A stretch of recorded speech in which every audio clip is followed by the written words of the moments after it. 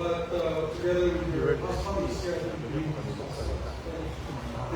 have Patrick with us, CJ, and Sam, members of the family. We have with us today our Senate President Pro Tem, Madam Gloria Ligarda, Senate President Pro Tempore. We have with us Senator Pia Cayetano, Senators Ronald Bato, Ramos, Senator William Chalian, Senator Rafi Tulfo, and Senator Robin Padilla in today's ceremony. I just want to say a few words. First of all, I was a young man. Before I go to my thoughts on our dear President, a friend of mine once said that you go through life with many bonuses. When you reach 60, they say that's your first bonus. When you reach 70, that's your second bonus. When you reach 80, that's your third bonus. And when you reach 90, that's your fourth bonus. My distinguished dear President was definitely gotten his fourth bonus on a very well-lived life, I must say. And as a young man, I was a young man during his tenure as president. I was not in politics yet. I came shortly after he retired into politics as a young member of Congress. The Spice Boys were in your uncle, Manny Braganza, was a dear colleague of mine. But before that, I clearly recall that we were moving up in so many fronts. The economy was doing well. Jobs were being built, given left and right. Infrastructure was being built left and right. And I was genuinely proud, because I was in my early 20s, mid-20s. I was genuinely proud of being a Filipino because we were reaching and achieving Tiger's status at that time, Tiger Cup status. Where our neighbors like Malaysia and Singapore would always brag about their tiger economies. We were slowly achieving it finally after a transition in 1986. And it was during your grandfather or your father's time in Christie that we saw this happening. He was the father of many things. He was the father of the BOT law. The PPP that the President said earlier this month during the SONA, or last month, was born out of President FDR's genuine concern for build, operate, and transfer projects with the private sector. That's how it started. We're only improving his ideas. Whatever amendments we make, we're only improving.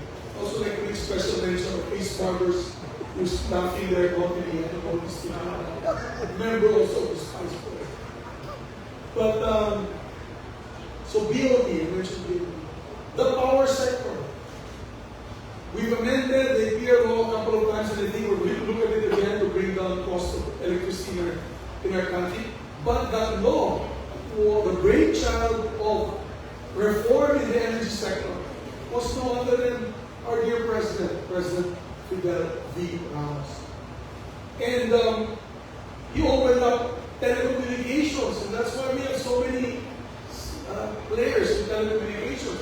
He opened up monopolies that once there was only them and no one else. And now we can get our cable TV from 5 other sources, our internet from several other sources.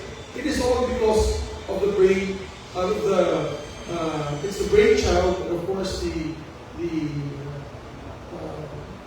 author of all of this is a distinguished former president.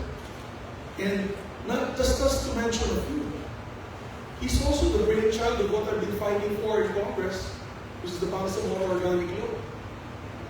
We could not have peace in Mindanao if it wasn't for our president, President Fidel V. Ramos. He was the one who took the first steps towards peace with the MNLF, our brothers in the Moro National Liberation Front, with Brother Noor, Chairman Noor, and it paved the way for, I would say, it paved the way for the structure that was needed. Just and lasting peace through a political structure, which was the Bangsamoro at the time, autonomous region of Muslim Mindanao. How can we forget that?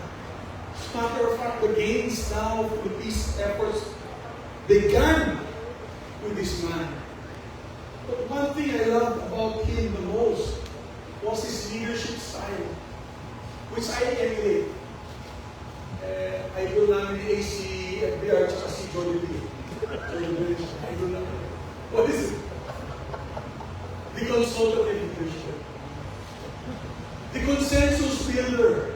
Siya yun.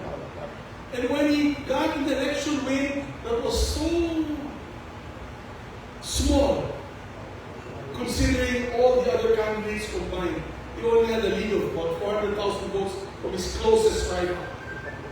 What is the first thing he did? He was never vindictive. He never decided, oh, you go to jail, I'll put you in the stockade. No. First thing he did, I remember, because I was part of the NPC youth. We were really the Dikuang group at that time with my father. That's history. I was with the NPC youth. The first thing he did was to create a coalition, what they call the Rainbow Coalition. He met with all the major leaders of all the major political parties. I remember because I was the chief of staff of my dad. So I attended some of these meetings. And he said, guys, I know I don't have a majority win, but help me. Help me. Come together, let's build this country together. Ang galing. Yan ang consensus builder. Yan ang consultative leader. And when he couldn't solve the problem on his own, he will create a committee. He will get the best and brightest minds. Help me solve this together. That's a good leader. That is a great leader. And that's my peg. As a leader, even in the Senate, and my colleagues know that I'm a consultative leader. I learned a lot from our beloved President Fidel Ramos. And in closing, I just want to say, I had an opportunity to meet with him when I was chief of staff of my dad, but the first time that I had a truly one-on-one session with him, and I showed that picture in the Senate when I was with him, it was August 8th, almost a year, 1998, almost 24 years ago. I went to see him after the elections. He just retired as president, and we had a long 2-hour meeting in your house in Alabang. We talked about everything under the sun, from his golf to how to be a good leader.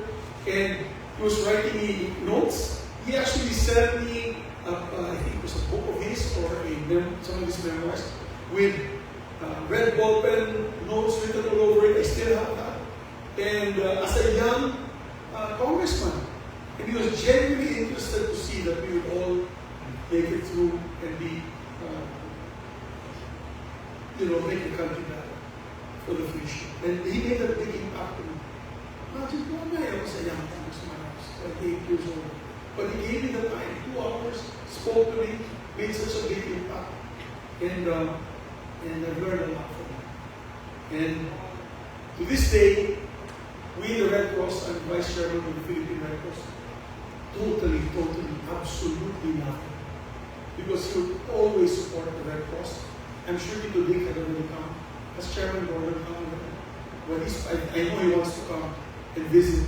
But if he was in the Senate, he probably wanted to be one of the first to give a privileged speech about the man that helped Red Cross so much in the past. He would donate blood on Christy Cross, I think twice a year. And every time he donate blood, he do the push-up challenge. And then they all their Red Cross volunteers do the push-up. And they're like, they can't do the push-up. Of course, you tell them you better get into shape. If I can do these push-ups at 80, at the time it was 80 plus years old. And, we have a cut-off age for blood donation. Once you reach a certain age, I think 70 years old, we no longer really collect the blood, or we no longer utilize the blood. It's, I think, a global standard for Red Cross, for whatever reason. But we made an exception for him. He insisted on donating blood to the Red Cross, not just because he wanted to, but he wanted to show the whole Filipino nation that if I can donate blood, you can donate blood. And he kept doing that. I think even maybe in the late 80s, he would visit us. You know, all excited. We have so many pictures of different occasions with him donating that. And that's how he was. He was not just a consultative leader, not just a consensus builder, but he led by example. And that's why I think, and I believe deep in my heart, he was one of the best presidents. One of the best. And I'll tell you, when I watch TV every day, when I see the news, when I see people's outward support of the president, even online in my page, it crosses all political boundaries. Whether you're yellow, you're red, you're blue, you're pink, you're green, everybody loves. Everybody had the biggest respect. And so I salute. If only we can even get a fraction of the respect that he's getting now, I think we'll be successful as public servants. So, Ma'am Christy, and this is a heart. I didn't read my speech because even the boss doesn't read his speech. You all know what he does? He looks at it, he tears it up, throw, and he'll speak from the heart. And today what I said is from the heart. I genuinely thank you, Ma'am, for sharing your father with the nation. That's truly great. Mabuhay po. Maraming salamat po, Mr. President. Gagawin namin lahat. Kakayanin natin, kasi palagi yung sinisigaw. Kaya ba yan? Kakayanin po namin na gawin natin lahat para angat natin ang buhay ng bawat Pilipino. Working together, taking your example to the consultative consensus leadership. Salamat po. God bless you all.